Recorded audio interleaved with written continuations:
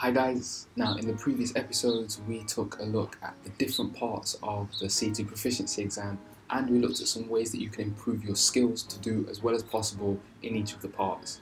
In this video we're going to look at the scoring system, how the scoring works and exactly what you need to do to pass the exam and to score high marks. So if you've ever wondered how it all works, stick around and I'll show you.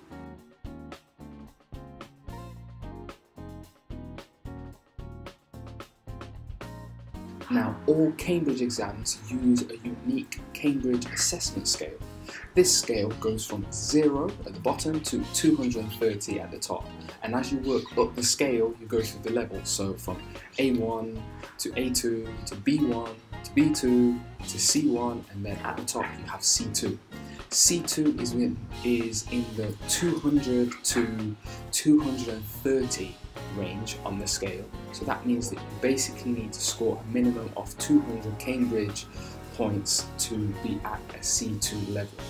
Now realistically that probably means scoring around 203 points, because if you're at a borderline level they're going to look at your overall performance to see if they place you up a level or perhaps in the level below. So to be sure that you're in the C2 range, you want to make sure that you score at least 3 points above the minimum. You will receive an individual score for each of the different parts of the exam. So that means a separate score for reading, use of English, writing, listening and speaking. These scores are then added together to give you your overall score, and depending on your overall score you will get a grade A, B or C. Now it's important to remember that this exam is really difficult and the important thing is to pass. Passing this exam is a huge achievement, but a lot of students have asked, how can I score like an A, or how can I pass but I don't want to pass with a low grade? So let's take a look at actually how many marks you will need on each part of the exam to pass and to achieve your goal. As I go through this, I'm going to refer to two things. The first is your raw test score. This is the number of marks you get out of the total number of marks available for each part, and also the Cambridge score, and this is what your raw score equates to on the Cambridge scale.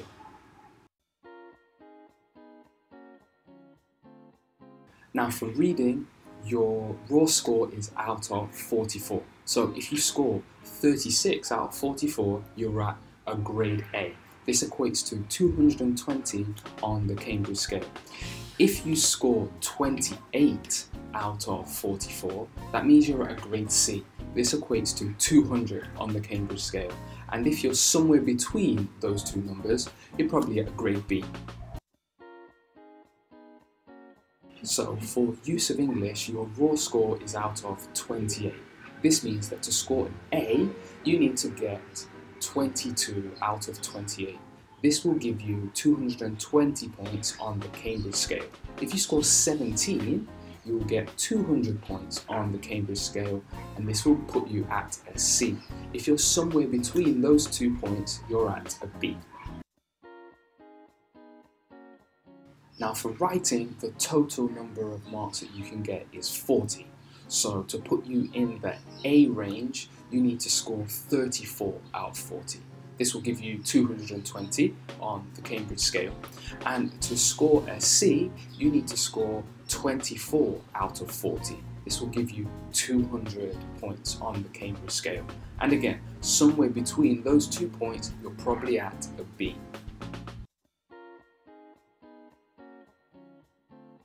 For the listening tasks, there is a total of 30 marks. So to score an A, you're going to need to score 24 out of 30. This will give you 220 on the Cambridge scale.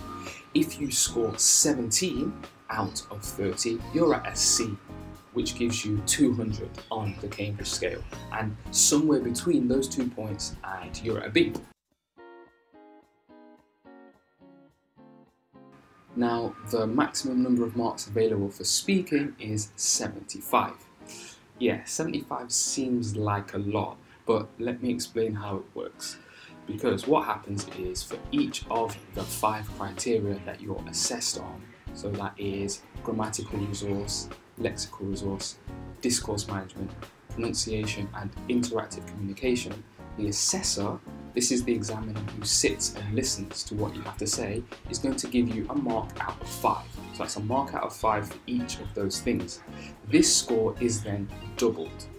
Then the interlocutor, this is the examiner that actually speaks to you during the exam, is going to give you a mark out of 5. This examiner's marks are multiplied by 5. So in order to score an A at C2 level, you need to score 66 out of 75. This will give you 220 on the Cambridge scale. And if you score 45 out of 75, you're at a C level. So remember, if you're somewhere between those 2 points, you're at a B. Overall, what do all these different numbers equate to? Well, generally, you're going to need to score about 85%. So getting 85% of the things right to get a grade A at C2 proficiency level. If you score around 65%, then you'll probably pass, but I would suggest aiming for around 70%. That means that you're not at the borderline, but you're well within the C2 range. So as you're working through practice exercises, keep track of how many marks you get out of the total marks available and turn that into a percentage to see how you're doing. Do remember that if you score below 200 on the Cambridge scale, you'll be awarded a C1 level. Okay guys, that's the end of the first series of Floquentic Explains.